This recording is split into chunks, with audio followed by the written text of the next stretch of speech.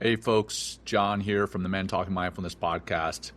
I was recently on the Hey Wait podcast with the amazing and incredible Jay Fields. She's been a guest on our show a couple of times, and I've been a personal client of hers. And I cannot say enough good things about Jay. Anyway, went on her podcast. She was gracious enough to give us a short snippet of that podcast to share with you all. If you want to listen to the whole episode, the link is in the comments. And again, it is the Hey Wait podcast with Jay Fields. Check it out. You're going to love her. And I wanted to help others learn how to manage their emotions and not only manage them, but truly feel them. Because I said feel the feels earlier, and I said that kind of jokingly, but in all honesty, I think that's important. A lot of the time we numb a lot of the feelings, or we judge them. We're like, oh, well, I don't want to feel sadness. I don't want to feel anger. I don't want to feel pain. And we try to escape them in one way or another. We escape them through alcohol or drugs, or maybe it's immersing ourselves in work or pornography or any number of numbing agents. Thank you. Numbing agents. Yeah. So we talked about me helping you if you stumble. Yeah. Thanks for helping me out there. So the numbing agents are out there. And I think we need to be more accepting of this thing called life and the humanity that's a part of it. And with that humanity, it truly is all the feels. And accepting them, going through them, and then coming out the other side, I think stronger and more whole, more human, more compassionate, and better connected to yourself and to others. So I don't know if I answered your question there. Hopefully I did that way. Yeah. Well, let me jump in there, because as I'm listening to you, I'm imagining that, as a SEAL, you were trained to ignore feelings. You were trained to override your body's signals, when it comes to stress signals and nervous system stuff. So this is a huge part of what you teach now, is helping people feel the feels and helping people be more present. So what was that like for you to try and overcome that training? Yeah, I think that's kind of a misconception, and I'm not saying you're wrong necessarily, because there are definitely SEALs who try to train you to not feel anything. I remember when I was in the initial block of training, which is called BUDS, BUDS, Basic Underwater Demolition SEAL Training. It's kind of become somewhat infamous within the special operations community and those who follow the special operations community. But anyhow, I had this one instructor. So I was an officer going through this training, which is a leader in amongst the enlisted guys, and there's leaders in the enlisted ranks too, but just as far as the military kind of distinguishes us, there's the enlisted and the officer ranks. And I was going through training, and I forget what I did. I screwed something up, and I said sorry to one of my guys. And this instructor heard me say it, and he pulled me aside. He said, "Don't you ever say sorry to your men." And I remember I was like, why would I not say sorry if I screwed up?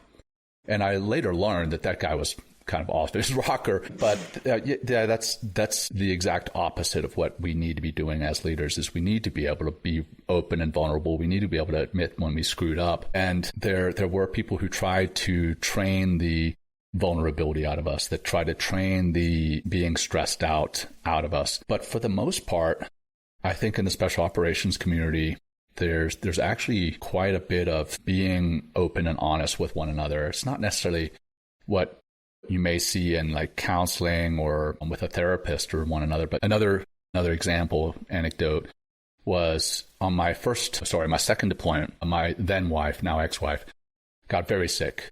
And I'm like 3 months into this combat deployment. And I had to go home to help to be with her and take care of her medical needs and whatever. And I got pretty sad about it. One, I felt bad for being separated from my wife at the time, but also felt like I was leaving my guys behind. I got sad, and this Navy chief and senior chief that I worked with pulled me aside, and they were like, "Hey boss, are you okay?" And they talked me through it like really like a therapist, like a counselor. It was fucking amazing. And it sticks out in my head to this day, because that's how I had hoped somebody would be with me, but I didn't think that it would come from the special operations community. So that's a long way of saying that, yeah, there's a mix within the special operations and special operations training. Some people try to train all that stuff out of you, try to turn you into the ultimate soldier, if you will, quote unquote, and others know that we're human beings. But to fully answer your question, even with that potentially being trained out of some people, I think ultimately and almost ironically, for some, war, the battlefield actually highlights some of those feelings. You would think the opposite. It's like it's so intense and so real that you can't not. Exactly. Your feelings? Yeah, exactly. I think you have your feelings. You're scared. You're kind of excited. And I know that sounds weird to say you're excited about combat, but you've trained for it. Like my sister, she's an emergency room nurse. She would get excited when people would come into the emergency room and people were like, why are you getting excited? So that means somebody's hurt. Well, yes, somebody's hurt, but that means you get to put your training to work. All this training, these years of training. Well, same thing with combat. It's not so much that we're looking forward to going out and being shot at or anything crazy, but there is hey, we've trained for all this. Let's go put this training to use. You don't want to waste it. Yeah. So anyway, there's a little bit of excitement. There's a little bit of fear. There's a feeling like I want to protect my brother and sister on either side of me. And also there's patriotism. So there's this whole rush of feelings that are, I think, amplified to an extreme point as you're heading out on the combat or onto the battlefield. So it's kind of counterintuitive. And you come back from the battlefield, depending on what's happened. Maybe you've lost a fellow service member, or maybe you've taken a life, and there's an acuteness to those feelings. It's very, very much highlighted. And I think that's where, again, ironically or almost counterintuitively, we as special operators actually get a little bit more in touch with our feelings. And sometimes they're scary. Sometimes we don't want to admit them. Sometimes they're there and we push them down because we're like, I don't want to admit to anybody that I'm scared. I don't want to admit to anybody that I'm sad. I don't want to admit to anybody that, firing my weapon and potentially taking another human's life actually disturbed me, but it is. Rightfully so. Yeah. That makes so much sense. And I'm actually really heartened to hear that I got that wrong. That my idea of what it looks like and feels like on the inside of being a place where you disconnect from yourself is wrong. And it makes sense, as you say, my husband is retired fire, and I see how he is around the people that he served with, and they have such tight bonds, and they've been through really gnarly, intense things together. And they're some of the most emotionally available men and people that I've been around. Yeah. I would certainly say it's not 100% of us, right? Yeah. But I think there's a good chunk of us that are in touch with a deeper sense of who we are and what this whole thing called life is all about than we were beforehand. Losing a brother on the battlefield, you're like, that life is done. There is no more opportunity to grow, to love, to be loved, to be sad, to be angry. That life is done, or at least here in this earthly realm, however you want to believe. And that, in a way, to me, makes me say, you know what? I want to embrace everything of this human experience. Again, the good and the bad, the ugly, all of it. I want all of it. Yes. That said, I think I remember you saying that I don't remember who it was that introduced you to mindfulness, but I remember you saying you basically laughed at him or Yeah. Again, I don't mean to counterpoint you there, but I'm like, yes, and this is true, right? I teach people how to feel their feelings all the time, and you would not believe the shit I do to try and avoid my feelings still. 100%. Yes, we're the worst at actually practicing what we preach. Right? Yeah. So coming back to my story, I struggle with anxiety and survivor's guilt and depression and you name it. I was struggling with it, and I went in and sought counseling. And this one counselor, God bless him, I don't think he realized just how much he was going to change my life in the moment, and potentially the ripple effect from it. But he recommended mindfulness and meditation to me, and yes, I did. I laughed in his face. I was like, dude, man, no, I'm a badass Navy SEAL. What are you telling me about mindfulness and meditation for?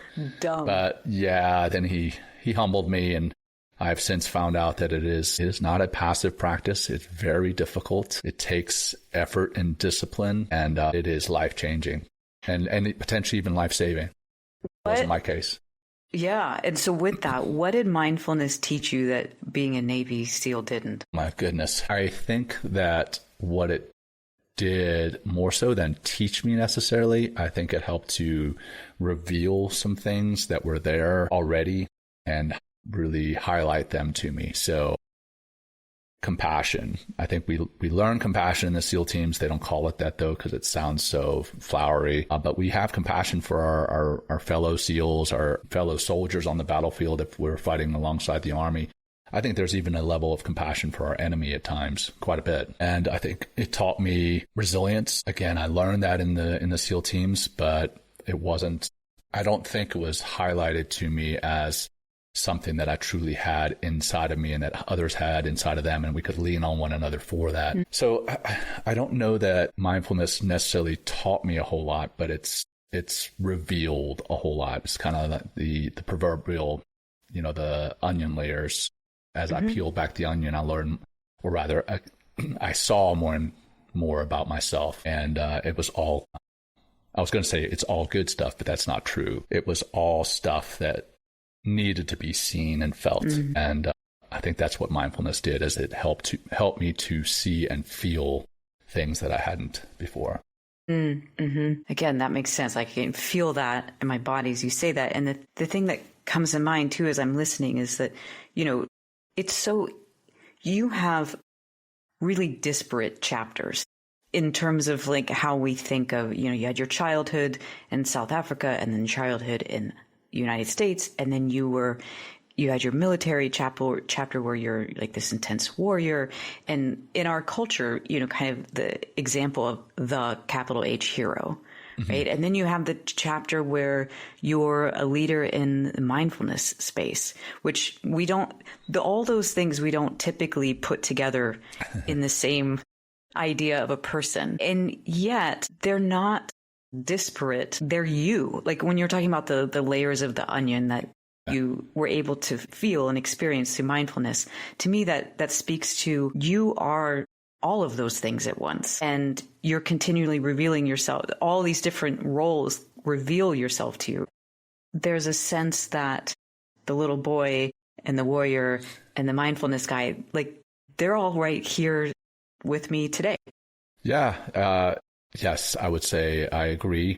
And my wife would probably agree in that she's seen me turn into the warrior in an instant. Mm-hmm. If she was potentially threatened, or if somebody potentially threatened one of my kids, I'm going to turn into Papa Bear, right? And if I need to, I will. What does Jordan Peterson say? The ability to be dangerous is something good to have. Like if you don't have the ability to be dangerous and then you're not dangerous, that's just being passive. If you have the ability to be dangerous and you're not, that's better. And I think, not to sound cocky or braggadocious, but I think I have the ability to be dangerous if I need to be. Hey, thanks for joining us on this journey. Small doses lead to big changes. If you're vibing with this snippet, then take a listen to the full episode by clicking the link in the show notes. If you would like to plug in deeper to what we're doing, head to mentalkingmindfulness.com or text MTM to 33777. Until next time, peace. Hey folks, John here from the Men Talking Mindfulness podcast. I was recently on the Hey Wait podcast with the amazing and incredible Jay Fields. She's been a guest on our show a couple times, and I've been a personal client of hers. And I cannot say enough good things about Jay. Anyway, went on her podcast. She was gracious enough to give us a short snippet of that podcast to share with you all. If you want to listen to the whole episode, the link is in the comments. And again, it is the Hey Wait podcast with Jay Fields. Check it out. You're going to love her.